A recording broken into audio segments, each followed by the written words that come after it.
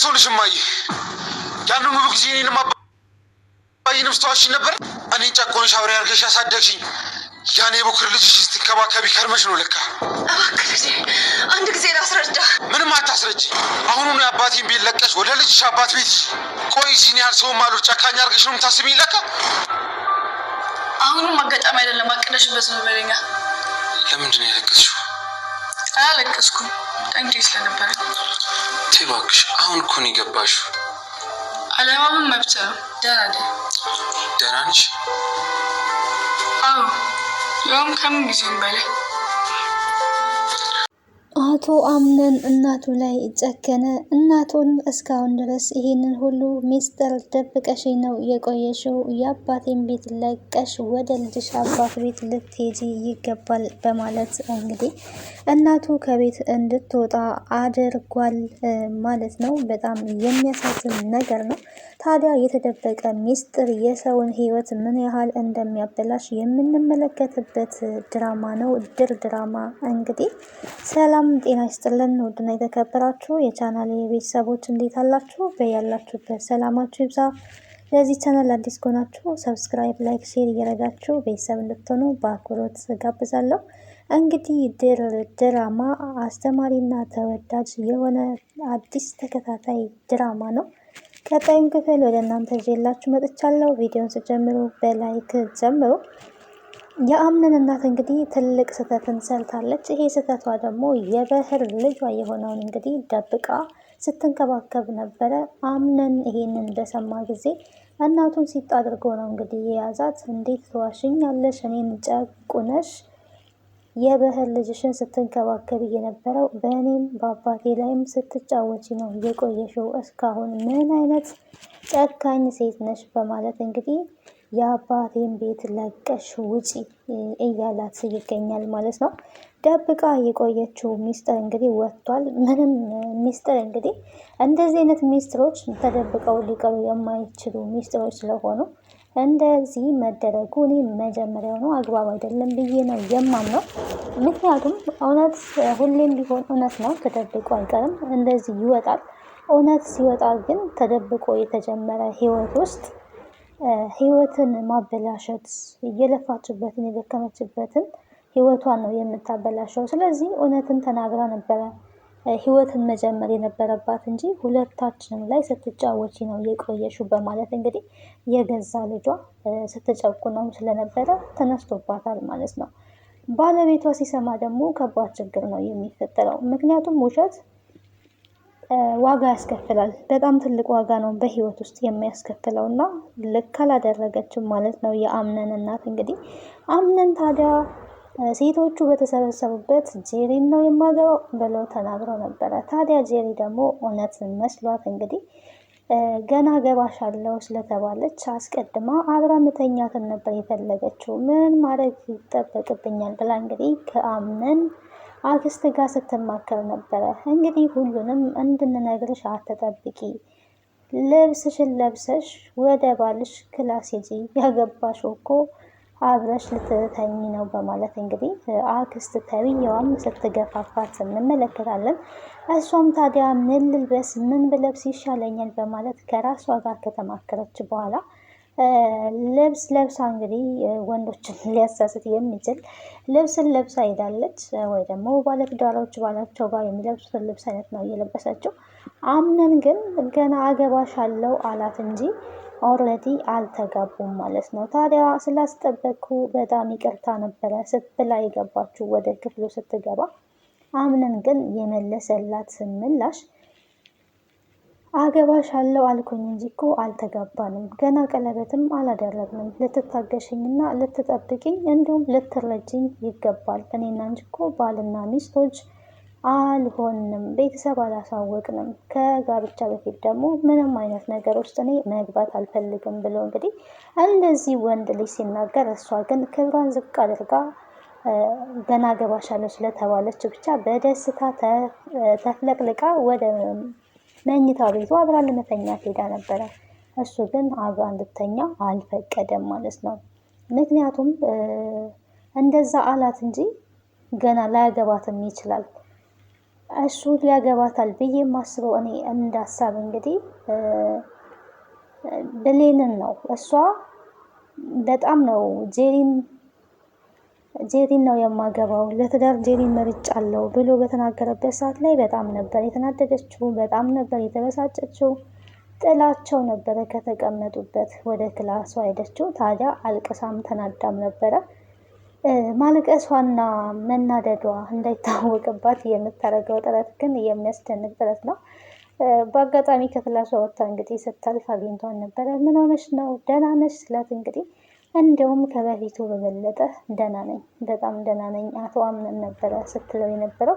እሱ ግን በሚገርም አስተያየት እያያት ነበረ። ታዲያ የእሷ መነጫነጭ ማልቀስ ዝም ብሎ ከሜዳ የመጣ ነገር አይደለም። ስለምትወደውና ስለምታፈቅረው እሱ ደግሞ ያልጠበቀችውን ምርጫ ስለመረጠ ለዛን የተናደደችው። በጣም ነው የምታፈቅረው። እሱም ቢሆን ይወዳታል። ከጄሪ ጋር ምንም አይነት ግብብነሽ የለውም። ግን ለምን እንደዚህ ማድረግ እንደፈለገ ባናቅም ከጄሪ ጋር ልክ የፍቅረኛሞች አክት እንኳን የላቸውም።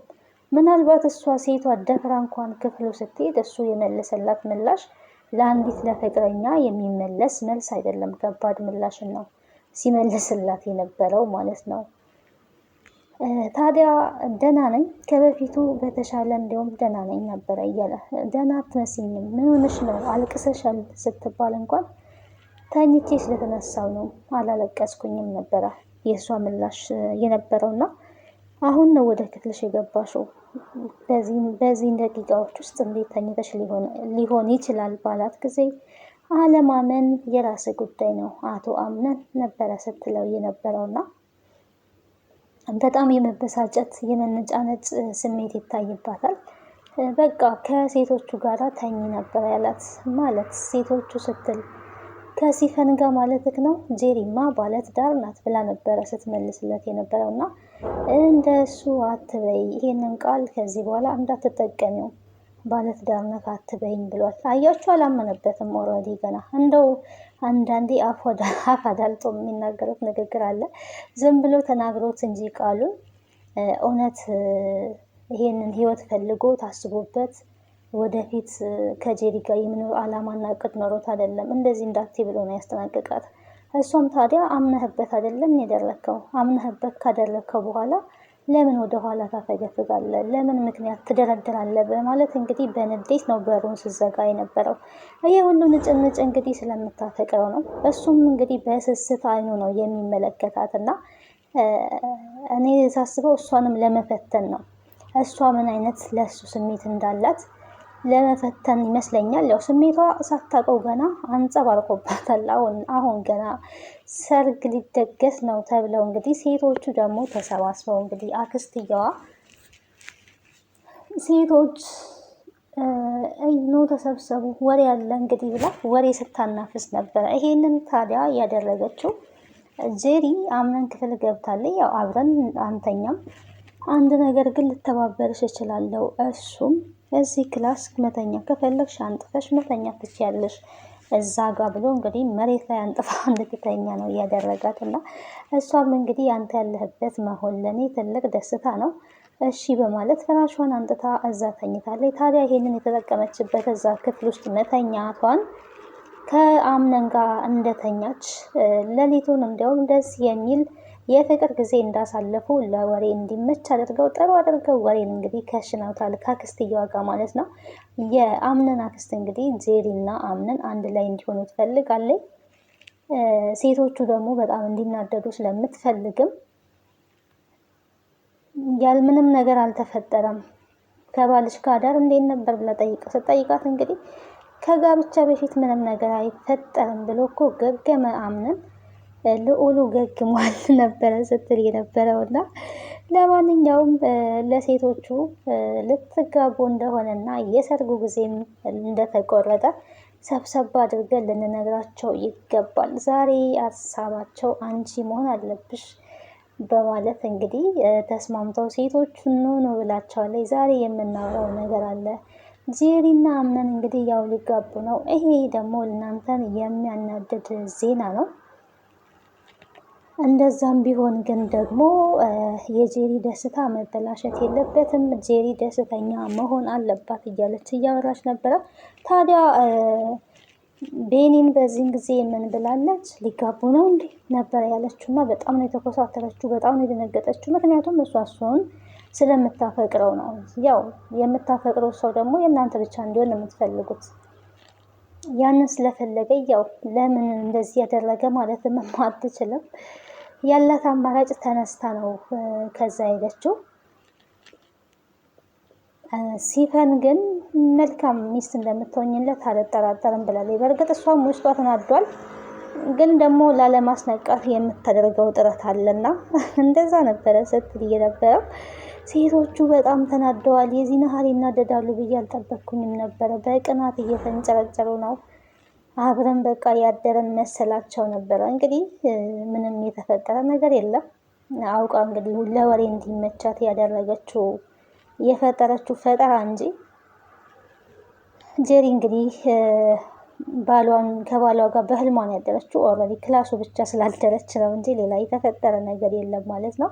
እናትየዋ ግን ታዲያ ያምን እናት ይሄንን ውሳኔ መወሰን የለብክም፣ ከመወሰን በፊት እኔ ልታማክረኝ ይገባ ነበረ፣ ዝም ብለህ እንዴት ትወስናለህ ነው ያለችው። እሱም ምላሹ ይሄ የራሴ ውሳኔ ነው፣ ህይወቴን የምወስነው እኔ ነኝ፣ ማንም እንዲወስንልኝ አልፈልግም፣ በዚህ ጉዳይ ላይ ደግሞ ማውራት አልፈልግም ብሏል። እንግዲህ አሁን ላይ ያው እናትየዋ የደበቀችው ሚስጥር ወጥቷል። እናትየዋ ከባድ ሚስጥር ነው የደበቀችው።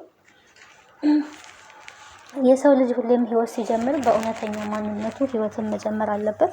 እንደዚህ በተደበቀ ማንነት ህይወት የሚጀምር ከሆነ በገዛ እጁ ህይወቱን ሲኦል ነው የሚያደርጋትና ያምነን እናት እንግዲህ አሁን ያለችበት ሁኔታ በጣም ከባድ ነገር ነው። በገዛ እጇ ነው እንግዲህ የደበቀችው ነገር ስለነበረ ነው። እና ህይወት ሰው ሲጀምር ምንም አይነት ድብቅ የሆነ ነገር ሊኖረው አይገባም። በተለይ ትዳር ውስጥ ግልጠኝነት ወሳኝ ነገር ነው። ከምንም በላይ ግልጸኝነት ምንድነው? በቃ ከፍቅር ቀጥሎ ግልጸኝነት፣ መወያየት፣ አብሮ ማውራት፣ እነዚህ ነገሮች አስፈላጊ ናቸው። ምንም የተደበቀ ነገር ባልና ሚስቶች መሀል ሊኖር አይገባም ማለት ነው። ያውም ከባድ ነገር ነው የደበቀችው፣ በጣም ከባድ ነገር። ሌላ ልጅ ኖሯት የበህር ልጇን ስትንከባከብ ስትረዳ አሳውቃ እኮ ማለት ትችል ነበር። ይሄንን ማለት ነው አሳውቃ። ምክንያቱም በፊት የነበረ ህይወት ስለነበር አስቀድማ ማሳወቅ ነበረባት። አሁን ላይ እውነቱ ሲታወቅ እዚህ ጋር ብዙ ነገሮች ናቸው ሀፕን የሚያደርጉትና ቀጣዩን ክፍል እንግዲህ ምን ሊሆን ይችላል? እውነት አምነን እናቱን ከቤት ያስወጣታል ወይስ እንግዲህ ውጪ ብሏታል። ወደ ልጅሽ አባት ቤት ሂጂ፣ እስካሁን ተጫውተሽብናል፣ ከዚህ በኋላ ደግሞ እንድትጫወችብን አንፈልግም፣ ይበቃሻል፣ እኔን ስታሰቃይኝ ስታንገላችኝ ለካስ የበህር ልጅሽን ስትንከባከቢ ነው ብሏል። እንግዲህ እዚህ ጋር እሱንስ ለምን ማሰቃየት ፈለገች? በጣም ለኔ ጥያቄ ሆኖብኛል ማለት ነው። እና ሁሉንም ነገር እንግዲህ መፍትሄዎቹን በቀጣይ ክፍል የምናይ ይሆናል። ለዛሬ ይዤላችሁ የመጣሁት ይሄን ይመስል ነበረ። ስለነበረን ቆይታ አመሰግናለሁ። ቤተሰብ ያልሆናችሁ ቤተሰብ እየሆናችሁ እንድታበረታቱኝ በአክብሮት ጋብዛለሁ። ሀሳብ አስተያየታችሁን በኮሜንት አስቀምጡልን። እንግዲህ አስተማሪ ድራማ ነው ይሄ ድራማ ማለት ነው። ባይ ባይ። በጉጉት ነው የምንጠብቀው ቀጣዩን ክፍል።